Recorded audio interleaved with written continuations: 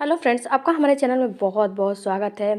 Friends, अगर आप भी प्रेग्नेंट हो तो आपको अपने यूरिन और पॉटी करते समय कुछ बातों का ख्याल करना बहुत ज़रूरी है। और यूरिन और पॉटी जब यूरिन की फ्रीक्वेंसी बढ़ जाती है तो आपको कैसे ये अंदाज़ा लगेगा कि अब आपकी डिलीवरी कब होने वाली है। तो ये सारी जानकारी इस वीडियो में मैं देने वाली हूँ, तो वीडियो को पूरा देखिए और लास्ट तक देखिए ताकि आपको कुछ बातें समझ में आए। सबसे पहले तो आप ये समझिए कि यूरिन और पॉटी करते समय आपको किन किन बातों का ख्याल रखना है।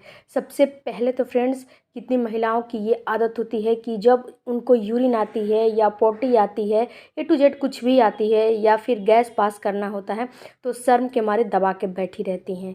तो जो कि ये बिल्कुल बिल्कुल ही गलत है, ये आपको नहीं करने चाहिए। क्यों नहीं करने चाहिए?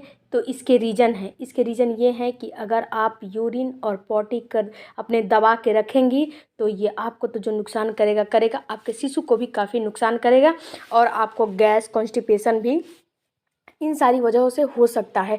जब आप अपने डॉक्टर के पास जाती हैं तो डॉक्टर सबसे पहला आपको यही सवाल पूछता है कि आपकी पॉटी कितने बार होती है, आपको गैस बनता है कि नहीं बनता है। ये सारा चीज़ डॉक्टर पूछता है। अगर आप बताएंगे कि नहीं, मेरे जो पेट है जो साफ़ नहीं होता है, तो डॉक्टर आपको मेडिसिन भी देती है। तो आपको करना क्या है, आपको इन चीज़ों को दबा के नहीं रखना है। इसके बाद फ्रेंड्स, सबसे उसके बाद दूसरा जो आपको काम करना है, अपने यूरिन पे अपना फोकस रखना है कि आपका यूरिन कैसा आ रहा है। देखिए, यूरिन में हल्की फुल्की स्मेल आना तो आम बात होती है, लेकिन यहीं पे अगर आपके यूरिन में काफ़ी स्ट्रॉन्ग स्मेल आ रही है, उसमें झाग आ रहे हैं, तो आपको तुरंत डॉक्टर से संपर्क करने चाहिए। क्योंकि देखिए, प्रेगनेंसी में यूरिन भी आपको इंडिकेट करता है कि आपकी जो प्रेगनेंसी है कैसी चल रही है, आपकी डिलीवरी कब होने वाली है, ये भी चीज़ें आपको इंडिकेट करती हैं। तो इन चीज़ों को आपको ख्याल करना है। अगर झाग आ रहे हैं या फिर कभी भी आपको यूरिन में ऐसा महसूस हो रहा है कि नहीं, मेरे यूरिन में ब्लड हल्का सा आ रहा है, तो आपको तुरंत अपने डॉक्टर से इमीडिएटली संपर्क करना चाहिए। आपको लापरवाही बिल्कुल भी नहीं करनी चाहिए। नहीं तो ये जो इंडिकेटर होता है, ये आपको कभी भी कुछ भी हो सकता है अगर आप लापरवाही करेंगी तो। इसके अलावा आपके यूरिन में जैसे ही आपको यूरिन गाढ़ा पीला दिखे तो आप ये समझिए कि आपकी बॉडी डिहाइड्रेट हो गई है। आपको तुरंत ही पानी की कंसिस्टेंसी बढ़ा देना है। क्यों बढ़ा देना है? क्योंकि अगर आप पूरा भरपूर मात्रा में पानी पिएंगी तो आपको डिहाइड्रेशन की सामना नहीं करना पड़ेगा, आपकी बॉडी नहीं होगी डिहाइड्रेट। अगर बॉडी डिहाइड्रेट हो गई तो आपके शिशु के एमनियोटिक फ्लूइड में पानी की कमी हो जाएगी। तो आपको इन चीज़ों को ख्याल करना है। इसके अलावा फ्रेंड्स, अगर आपके यूरिन में कभी भी ऐसा महसूस हो कि मेरा यूरिन जो है बहुत नाम मात्र का आ रहा है, थोड़ा आ रहा है, बिल्कुल 1-2 चम्मच आ रहा है, तो ये भी आपको इन्फेक्शन हो सकते हैं या फिर आपको कोई दूसरी बीमारी हो सकती है। ये भी आपको हो सकता है कि किडनी आपकी ख़राब हो रही हो, ये भी आपको इंडिकेट करता है। तो इसको भी आप सबसे पहले तो अपनी पानी की कंसिस्टेंसी बढ़ा के देखिए कि अगर आपका यूरिन ठीक हो जा रहा है तब तो कोई बात नहीं है। उसमें जलन सा आने लगता है यूरिन पास करते समय, तो ठीक है, कोई बात नहीं है। अगर यहाँ पे आपने बहुत सारा पानी भी पी लिया, लिक्विड भी खा लिया, लेकिन ये ठीक नहीं हो रहा है, तो तुरंत अपने डॉक्टर से आपको संपर्क करना चाहिए। इसके बाद फ्रेंड्स, अब आते हैं पॉटी के बारे में।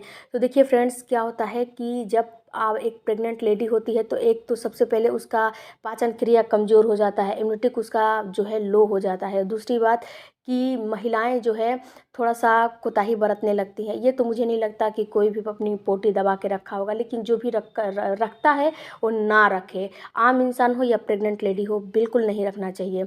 इसके अलावा फ्रेंड्स, अगर आपको ऐसा महसूस हो रहा है कि मेरा गैस कॉन्स्टिपेशन हो रहा है, मुझे एक ही बार पेट साफ़ हो रहा है, इसके अलावा नहीं हो रहा है, वो भी पेट साफ़ ठीक से नहीं हो रहा है, थोड़ा थोड़ा कई बार हो रहा है, तो भी आपको अपने डॉक्टर से मतलब कुछ सलाह लेना चाहिए। और यहाँ पे आपको क्या करना है, लिक्विडी ज़्यादा खाना है, फाइबर युक्त ज़्यादा खाना है, ताकि आपका पेट अच्छे से साफ़ हो। खीरा हो गया, ककड़ी हो गया, इसके बाद गाजर, चुकंदर, इन सारी चीज़ों को खाएंगे तो आपका हीमोग्लोबिन भी बढ़ेगा और आपका जो है पेट भी साफ़ रहेगा, आपको गैस कॉन्स्टिपेशन भी नहीं बनेंगे। इसके अलावा फ्रेंड्स, एक काम आपको और करना है, आपको आदत लगानी है कि एक बार सुबह जाएं और एक बार शाम जाएं। 2 बार जब आप अपना पेट साफ़ करने जाएंगी तो इससे क्या होता है कि इससे आपका पेट साफ़ हो जाता है। दो टाइम अगर आपने आदत लगा लिया तो। इसके बाद फ्रेंड्स होता क्या है कि जब 9 मंथ में आप आ जाती हैं तो 9 मंथ में और पहले मंथ में यूरिन की फ्रीक्वेंसी बढ़ जाती है। तो जब आपको 9 मंथ में ऐसा महसूस हो कि मेरे यूरिन की फ्रीक्वेंसी बढ़ गई है, तो ये समझिए कि अब आपको लेबर पेन आने में काफ़ी समय नहीं बचे हैं, बिल्कुल नहीं बचे हैं। और यहीं पे आपको अगर लूज़ मोशन हो रहे हैं तो ये समझिए कि आपके जो आपका डिलीवरी डेट है काफ़ी पास आ गया है और आपको लेबर पेन अब आना शुरू हो जाएगा। और ये जो यूरिन की फ्रीक्वेंसी बढ़ती है और आपका जो लूज मोशन बढ़ता है, ये इसीलिए बढ़ता है कि आपकी पेट की सफाई हो, ताकि आपके पेट की सफाई हो पाए और आपको नॉर्मल डिलीवरी का लेबर पेन अच्छे से आ पाए और आपका शिशु अच्छे से अपना जो सर है आपके पेल्विस एरिया में फिट कर पाए।